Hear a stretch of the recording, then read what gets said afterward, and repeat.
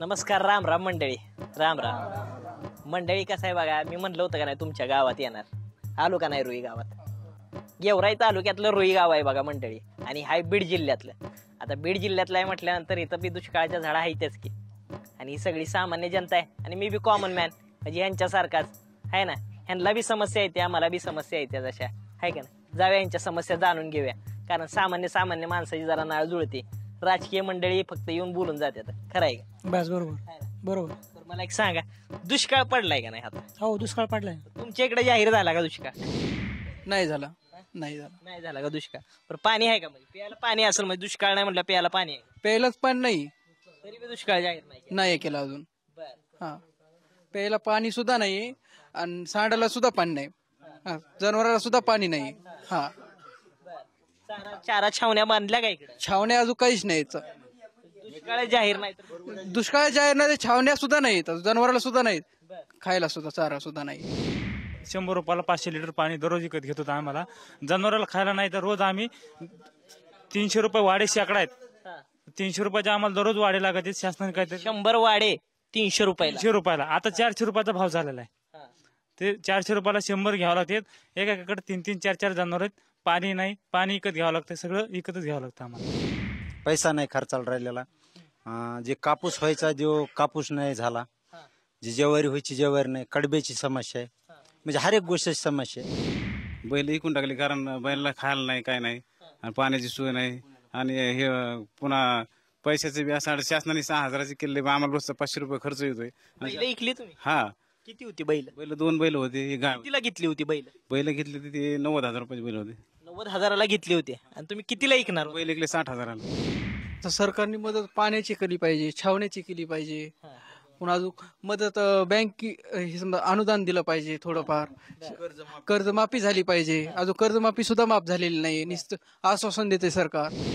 बरं, प्यायला पाण्याचं विकत घ्यायचं, सांडायला पाणी विकत घ्यायचं, जनावरांसाठी विकत घ्यायचं, चारा विकत घ्यायचा, जगायचं कसं? विकत घ्यायचं तर पैसे कुठे? पैसे पण नाहीयेत. आणि हे शासन एवढं आहे की नुसतं आता 6,000चा जो काढलाय त्यांनी, त्यामध्ये 3 टप्प्यात 2-2 हजार देणार. 2-2 हजार रुपये आमच्या एका बटवड्याचा होतो. तेवढ्या 2 हजारांनी आमचं काहीच होणार नाही. त्यांनी सरळ 7-12 कोरा करणे एवढाच पर्याय. जर आता आमचा 7-12 कोरा केला आणि नवीन कर्ज तात्काळ दिलं तर आम्ही जगू शकतो, नाहीतर आम्हाला आत्महत्या करण्याशिवाय पर्याय उरलेला नाही. 300 लोकाला शेतीचा चिबडा आला, अनुदान लोकाला. कुणाला आले 150, कुणाला आले 160, कुणाला आले तर 250. यायला खर्चा लागायला लागला 350, पदरात यायला लागली 160. जाऊन शिरदेवी बँकेला आलेला चिबडा तुम्ही त्याची झेरॉक्स घ्या आणि सरकारला पाठवा की या लोकांनी कसं जगायचं, कसं न्यायचं म्हणून. शेतकऱ्याच्या निवड या ठिकाणी सरकारने थट्टा लावलेली. 15 लाख रुपयाचं गाजर दाखवलेले, प्रत्येकाच्या खात्यात 15 लाख टाकील म्हणले होते, पण 15 रुपये कोणाच्या खात्यात आलेले नाहीत. आता मी बी एक थकीत शेतकरी आहे, माझं बी अजून 2016चं कर्ज आहे, अजून बी माफ झालेलं नाही. आणि आता जे 500 रुपयाचं जे महिन्याला शेतकऱ्याला गाजर दाखविलेले 16 रुपये म्हणजे रोज, म्हणजे शेतकऱ्याला काहीच नाही, आणि त्यांनी ते देऊ बी नाही. आणि आता इथून पुढे त्यांनी विचार बी करू नये की भाजपचं सरकार येईल म्हणून. माझ्याकडे 5 एकर मोसंबी आज पाण्याअभावी ती जळायला लागली. हिच्यासाठी सरकारने काहीतरी अनुदान द्यायला पाहिजे, नाही तर पाण्याची सुविधा करायला पाहिजे, नाही तर काय तिचं इंतजाम हे त्यांनी बी करायला पाहिजे. कृषी खात्यामधून शेततळी ठोकले, त्याची ताडपत्रीचं अनुदान द्यायनात, शेततळ्याचे पैसे अजून नावावर येणार. माझ्याकडे 5 एकर रेशीमचा व्यवसाय आहे, तरी मी लागवड केली असताना माझ्याकडे अद्यापही पाणी नाही. शेततळे डॅम केलाय, शेततळ्यात ताडपत्री बी टाकली, शेततळ्याचे ऑनलाईनचे बी आपल्याला ताडपत्रीचे पैसे सरकार देतो म्हणलो, पण सरकारने काही माझे पैसे दिले नाही. त्याच्यामुळं मी ह्या एक कारणामुळं मी कर्जबाजारी झालोय. प्रीतमताई गावातच नाही आले. कुणाला विचारा, ह्या बाबाला विचारा, आलेच नाहीत.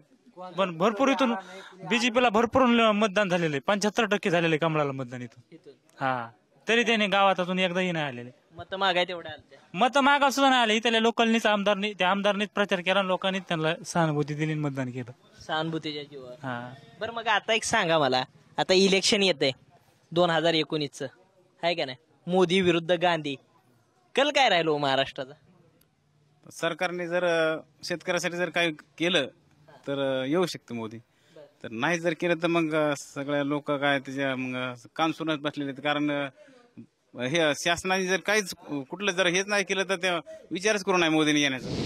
तुम्हाला काय वाटतंय काय कर राहील महाराज? राहुल गांधी, कारण ते नवीन युवा नेतृत्व आहे आणि त्यांचे कामं चांगले. काँग्रेसचे 70 वर्षामध्ये चांगले भरपूर कामं झालेली आहेत. हे यांचं नुसतं भूलथापाचं काम आहे.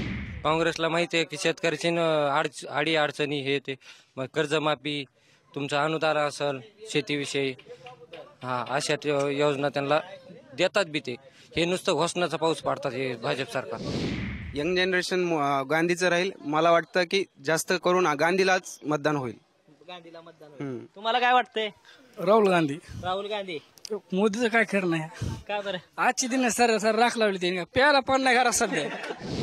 सामान्य माणूस सगळ्या अडचणीत अडकलाय हो. आणि राजकीय मंडळीकडून लय अपेक्षा आहेत त्या, पण राजकीय मंडळी फिरकं बी नाही ती इकडं. बरं मंडळी, आता यायला लागलोय तुमच्या गावात. पुढचा टप्पा तुमच्याच गावातला आहे. आलोच बघा तुमच्या गावात, कारण मी आहे कॉमन मॅन आणि तुम्ही बी आहे कॉमन मॅनच कर, आहे का नाही? बरं आलोच, चला तुमच्या गावात या.